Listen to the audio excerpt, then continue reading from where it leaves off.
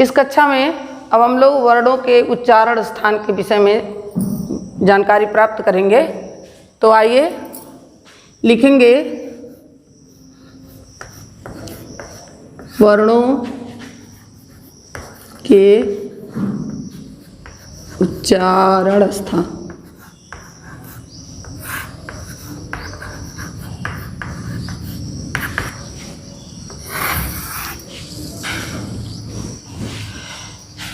जितने भी वर्ण आप पढ़े हैं, स्पर्श व्यंजन, ऊष्म अंतस्थ, संयुक्त वर्ण, उस सब के उच्चारण स्थान हैं। और उस उच्चारण स्थान को जानने के लिए हम एक चार्ट के द्वारा आपको समझाने का प्रयास करेंगे कि कौन सा वर्ण या कौन सा अक्षर किस मुख के कौन से भाग से बोला जाता है, होठ से, गले से, कंठ से। तो इसके लिए एक चार्ट बना लेंगे। पहला है सूत्र लिखेंगे, थोड़ा और बड़ा करें।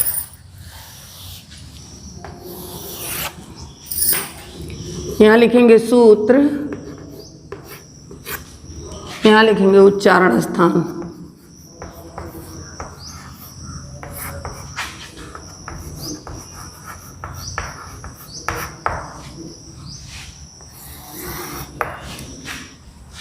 पहला लिखेंगे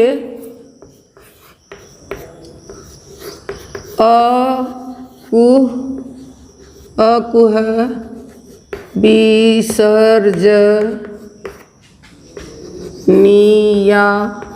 नाम, को विसर्जनीय नाम।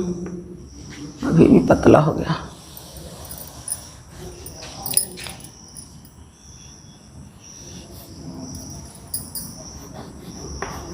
कंठ, अकुह विसर्जनीय नाम कंठ। अ का अर्थ है बच्चों अ।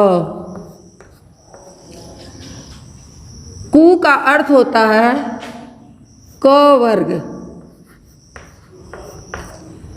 क वर्ग आप पढ़ चुके हैं पहले पाठ में, क ख क ख ग घ। ह का अर्थ है ह। और विसर्जनीय माने विसर्ग।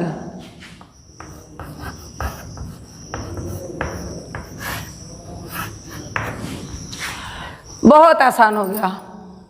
अ, अगर आपको सूत्र याद हो गया, अ कु माने क वर्ग, क ख ग घ। विसर्ग माने विसर्ग। इनका उच्चारण स्थान कंठ होता है। इनका उच्चारण स्थान कंठ होता है। इनको बोलते समय हम कंठ का प्रयोग करते हैं। इनका कंठ, इन वर्णों का उच्चारण स्थान कंठ है। अ, क वर्ग, ह, विसर्ग और विसर्ग, इनका उच्चारण स्थान कंठ है। दूसरा सूत्र देखेंगे, ई चू यशा नाम, ईचु यशा नाम तालु। ऊपर की तरफ आप समझ लेंगे। ई का अर्थ है ई, इसमें स्वर और व्यंजन दोनों बढ़ाएंगे। चू का अर्थ है च वर्ग। चू का अर्थ है च वर्ग। ये भी आप पहले पढ़े हैं, च छ ज झ।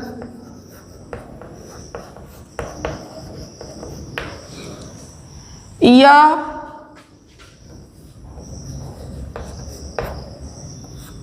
य और श। ईचु ऐसा नाम तालु, इनका उच्चारण स्थान है तालु। अभी पिछले क्लास में हम आपको श को तालव्य श बताए थे, तो आपको समझ में आ गया होगा कि इसी कारण इसे श को तालव्य श भी कहते हैं। ई च वर्ग माने च छ ज झ, य और श, इनका उच्चारण स्थान तालु है। इनका उच्चारण करते समय हम अपने जिह्वा को ताल से स्पर्श कराते हैं और ताल से स्पर्श करके इनको हम बोलते हैं। जिन वर्णों का उच्चारण करते समय हम अपनी जिह्वा को जिस भाग से स्पर्श कराएंगे वही उसका स्पर्श स्थान माना जाता है। इस कारण ई चू यसा नाम तालु। अगर आप सूत्र याद करेंगे तो आपको समझने में बहुत आसानी हो जाएगी। तीसरा है री टू रषाणाम, री टू रषाणाम मूर्धा। री समझ गए होंगे, री छोटी री हो बड़ी री हो। टू ट वर्ग, ट वर्ग में ट ठ ड ढ ट ठ ड ढ। टू माने ट वर्ग, र और श। अब आपको समझ में आ गया होगा कि श को मूर्धा क्यों कहा गया है। रीटू रसाणाम मूर्धा, इनका उच्चारण स्थान मूर्धा होता है।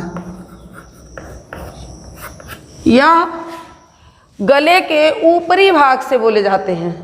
मूर्धा माने तालु और जो आपका कंठ है उसके ऊपर वाले भाग से जब हम बोलते हैं तो उसे हम मूर्धा कहते हैं। तो समझ में आया होगा।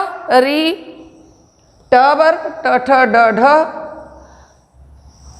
र और श, इनका उच्चारण स्थान मूर्धा है। मैंने पिछले पाठ में आपको बताया था कि श का उच्चारण स्थान तालव्य और श को मूर्धा मूर्धन्य श कहते हैं। तो इसका कारण यही है कि इसका उच्चारण मूर्धा है।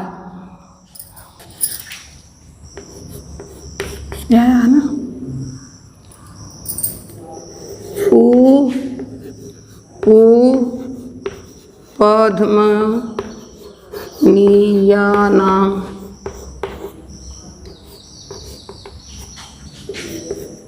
ओष्ठ।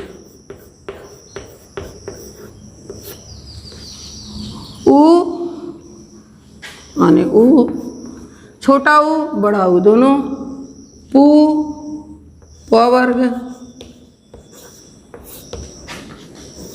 प फ प भ। प वर्ग उपु पद्म और ध, इनका उच्चारण स्थान ओठ होता है, ओष्ठ। इनको हम ओष्ठ बोलते समय ओष्ठ का प्रयोग करते हैं। प फ ब भ म जब हम बोल रहे हैं तो हमारी जो दोनों होठ हैं वो आपस में स्पर्श कर रहे हैं, इस नाते इनको ओष्ठ उच्चारण स्थान माना जाता है।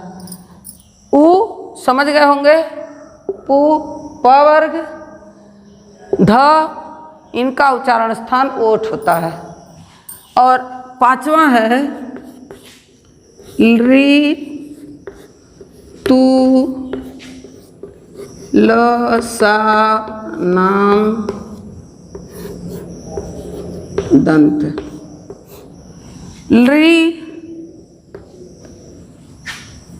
ली माने ली, तू माने त वर्ग,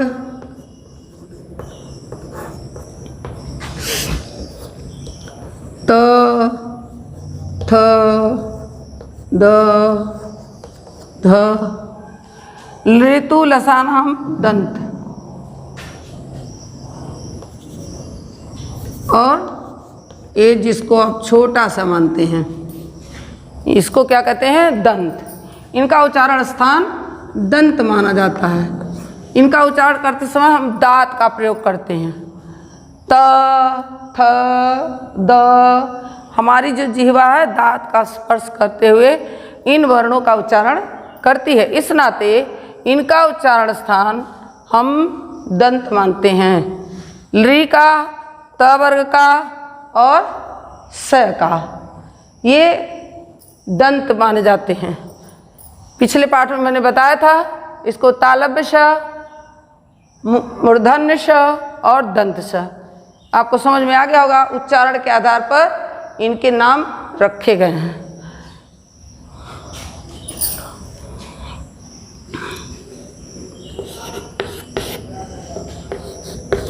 ए द तो कंठोष्ठ,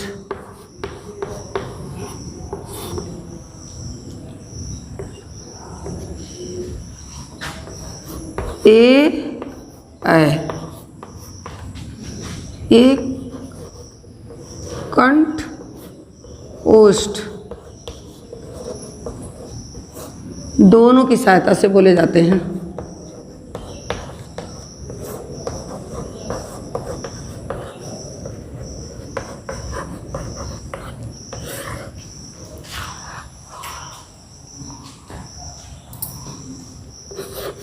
वकारस्य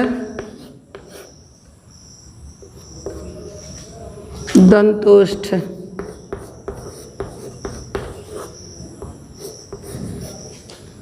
व का उच्चारण स्थान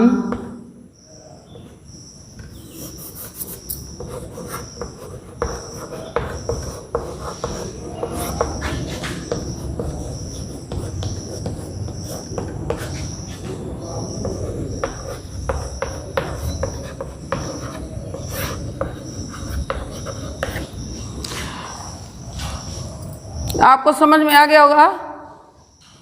लेकिन एक चीज़ आपको भी खटक रही होगी कि जब हम स्पर्श व्यंजन पढ़ते हैं तो उसमें अंतिम वर्ण म, ण, ङ, ञ ये वर्ण छूट जाते हैं।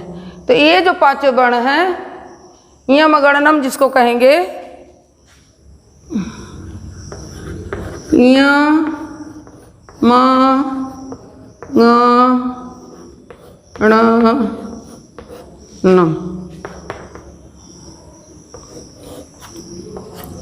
इनका उच्चारण स्थान नासिका होता है। इनका उच्चारण स्थान नासिका, नासिकयो, ये नाक के माध्यम से बोले जाते हैं। इनको उच्चारण करते समय इया को इया, म को म, इसको ङ, सामान्य बोलचाल में अंग, लेकिन ङ है ये न है और ये न है। इसका उच्चारण स्थान नासिका है। ये जो हमने चार्ट आपके समक्ष बनाया, इसके माध्यम से आपको ठीक ठीक से समझ में आ गया होगा कि जितने आपके वर्ण हैं उनका उच्चारण स्थान क्या है। तो बच्चों, वर्ण और उसके उच्चारण के विषय में आपको बताया गया। इसको हम एक बार फिर से दोहरा रहे हैं, आप समझने का प्रयास करेंगे। यदि आपको ये सूत्र याद हो जाएंगे तो आपको इनके उच्चारण स्थान मतलब रटने नहीं पड़ेंगे, याद नहीं करने पड़ेंगे। आप इसी सूत्र के माध्यम से तुरंत समझ जाएंगे कि किस वर्ण का उच्चारण स्थान कौन सा है।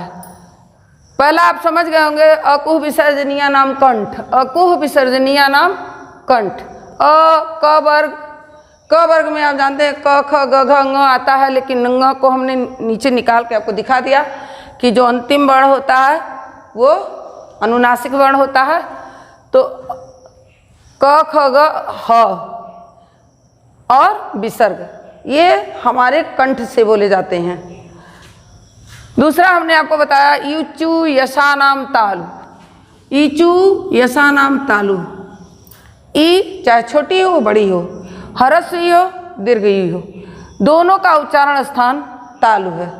इसको हम तालु की सहायता से बोलते हैं, जिसमें ई और च वर्ग में आप समझ रहे हैं च छ ज झ, य और श, ये जो हैं इनका उच्चारण स्थान तालु है।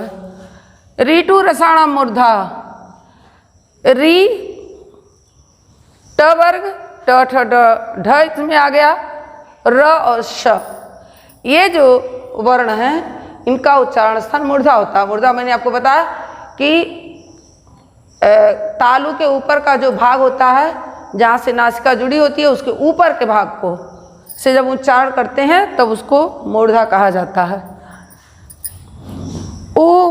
पद्मनिया नाम ओष्ठ, यानी उ प वर्ग में प फ ब भ, म नहीं आया, म आपको नीचे दिया गया है। और उपु पद्मनिया नाम ओष्ठ, इनका उच्चारण स्थान ओष्ठ है।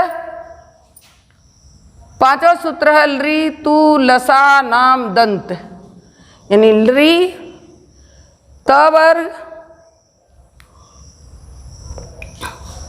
त थ द ध और लृतु लसा नाम, ल छूट गया है, स और ल छूट गया, यहाँ एक वर्ण छूट गया बच्चा। ये देखिए लृतु लसा नाम, ल और दंत स, इनका उच्चारण स्थान होता है दंत। अच्छा हुआ दोहराने से। इसको अब से देख लीजिए, लृ तु लसा नाम दंत। देखिए लृ तु माने त वर्ग, ल और स, इनका उच्चारण स्थान होता है दंत। समझ में आ गया होगा। ए दैतो कंठोष्ठ, ए और ऐ ये कंठ ओष्ठ से बोले जाते हैं, और व यर ल व में जो व पढ़ते हैं उसका उच्चारण स्थान दंतोष्ठ है। नीचे आप देखें य म ङ ण नम, आप सोच रहे होंगे कि क्रम गलत है, तो मैंने सूत्र के आधार पर लिख दिया है। इसको आप चाहें तो ङ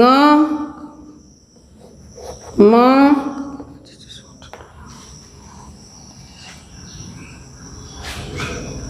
क्रम होगा।